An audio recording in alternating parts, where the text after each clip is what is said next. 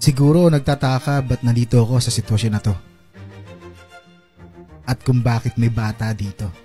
Huwag kang mag-alala, kukwento ko sa'yo. Ako si Chad at ito ang kwento ko ngayong araw. Tanghali na at pinapapunta ako sa kabilang bahay kasi meron daw papagawa sa akin. Siyempre, agad naman ako pumunta kasi baka mamaya mapagalitan ako eh.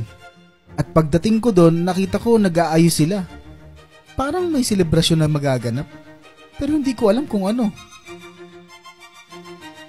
Hanggang sa nakita ko si Miggy. At naalala ko na, oo nga pala no, birthday nga pala niya. Kaya pala ako pinapunta dito sa kabilang bahay para picturean sila. Kaya lang nag-antay ako ng nag-antay. Ang tagal nila at parang sumasakit na nga yung katawan ko dito sa upuan eh.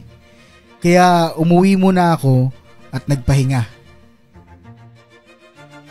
At paglipas ng ilang oras, kumatok si Miggy. Extension? Yung ano doon? Yung? Sabi doon ni Mama, kakalapin sila ano Ate Lucy. Sige. Hintay mo ka doon.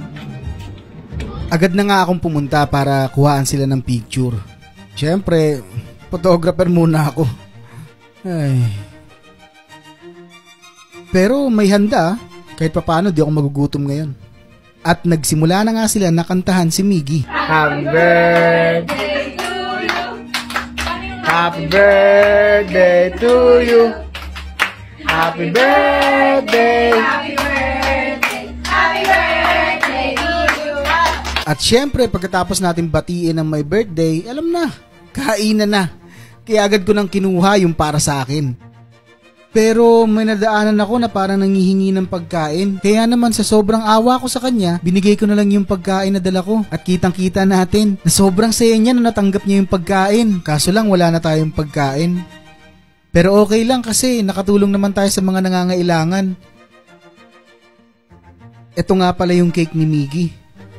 At pagkatapos nun, sino ba namang makakalimot na mag-Sharon? Oh, Sharon, hindi nyo pa ba alam yan? Naku, gawain na gawain ng Pinoy yan. Balutin mo ako ng hiwagan.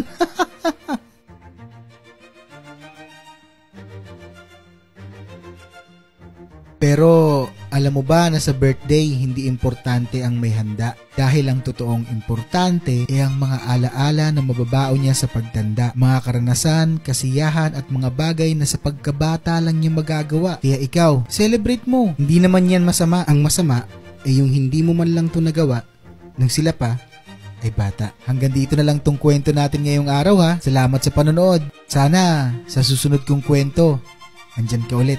Paalam!